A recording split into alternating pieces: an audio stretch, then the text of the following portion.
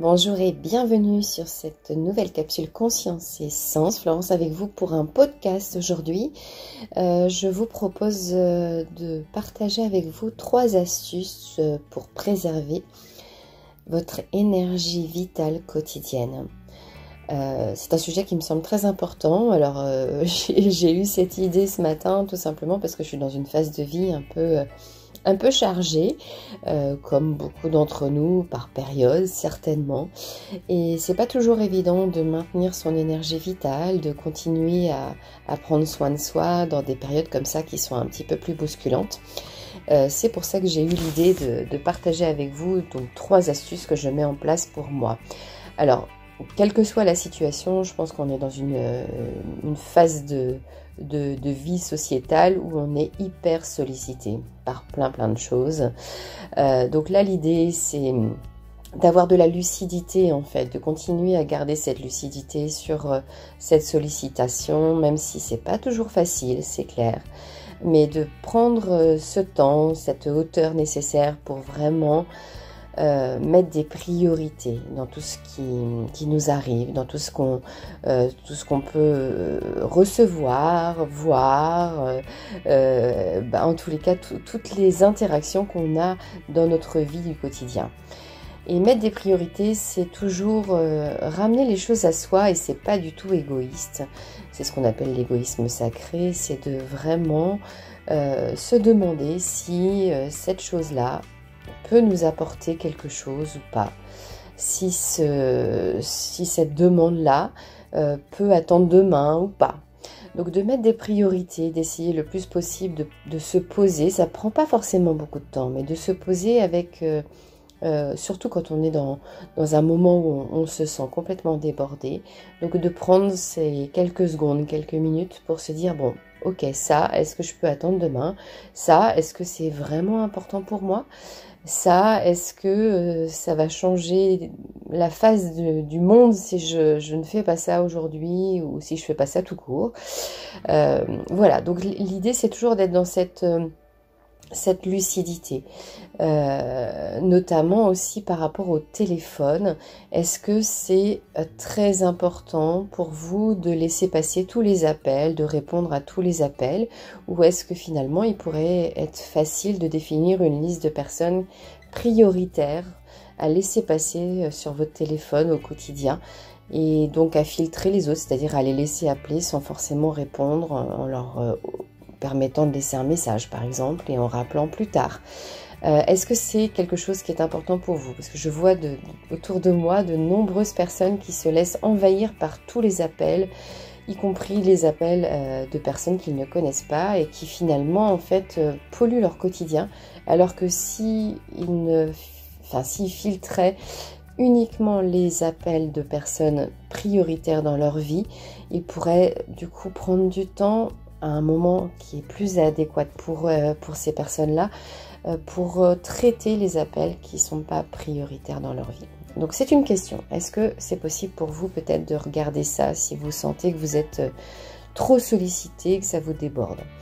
Donc ça c'est l'hypersollicitation. Il y a un autre point que je voulais aborder avec vous, c'est parce qu'on dépense énormément d'énergie sur des sujets sur lesquels on ne peut pas agir.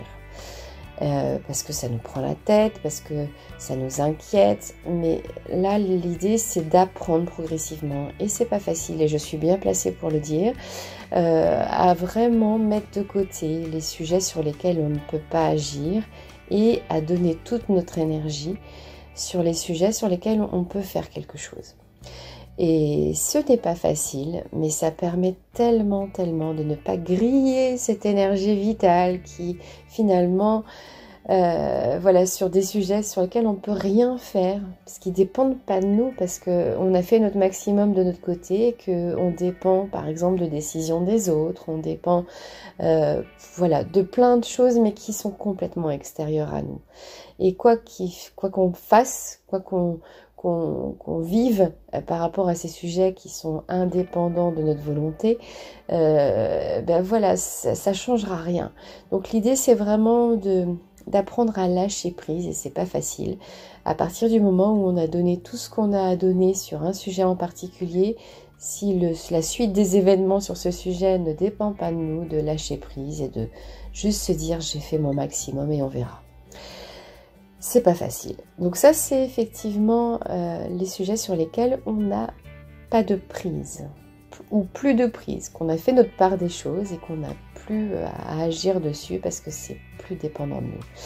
Donc c'est la deuxième astuce. La troisième astuce, c'est de rester, même si vous êtes dans une vie trépidante, que vous êtes dans une vie très chargée, que vous avez l'impression d'avoir le temps de rien, de vous aménager, même si c'est des tout petits moments, mais des petits moments pour vous permettre de prendre de la hauteur, pour vous permettre de retourner au calme, pour vous permettre de vous défouler si vous en avez besoin, par le sport, par une activité, voilà, en tous les cas qui vous fait du bien. Et c'est encore une fois pas forcément des grands moments, mais des petits moments, peut-être 5 minutes de cohérence cardiaque, peut-être voilà, juste 2-3 minutes pour respirer profondément, juste comme ça, pour aller faire un tour dans la nature, peu importe. Mais vraiment, c'est très important pour maintenir son énergie vitale, pour recharger les batteries, de pouvoir s'aménager des petits moments comme ça. Ça peut être de la lecture, hein, tout simplement, mais de s'aménager, de continuer à garder ces petits moments, quel que soit le rythme de votre quotidien d'aujourd'hui. Même si vous êtes débordé, que vous avez l'impression que vous n'arriverez pas à faire tout ce que vous avez à faire dans le temps qui vous est imparti, il est tellement important de maintenir ces petites minutes rien que pour vous. Donc voilà aujourd'hui mes 3 astuces pour maintenir son énergie vitale quotidienne, pour la préserver, parce que ça permet tout simplement d'aller plus loin, plus longtemps. Et de ne pas aller jusqu'à l'épuisement, de ne pas aller jusqu'à parfois même un burn-out, de ne pas aller en tous les cas jusqu'à vos limites, parce qu'on a tous nos limites qui sont toutes différentes, mais voilà, l'idée c'est de pouvoir être dans cette conscience que si vous ménagez votre monture, si vous faites ce qu'il faut pour préserver au maximum votre énergie vitale, et encore là c'est 3 sujets parmi bien d'autres, eh bien vous pourrez aller plus loin, plus longtemps. Et voilà, je vous invite à partager en commentaire votre vécu, vos questions si vous en avez. Et si vous souhaitez recevoir une notification donc toutes les semaines, le jeudi à midi, pour les sujets que je partage sur ma chaîne YouTube, je vous invite à cliquer sur le petit bouton en bas à droite, abonnez-vous, et vous recevrez dans votre boîte mail une notification toutes les semaines, puisque je publie une vidéo par semaine le jeudi à midi. Eh bien, je vous dis à la semaine prochaine et je vous souhaite une très belle journée. Prenez bien soin de vous.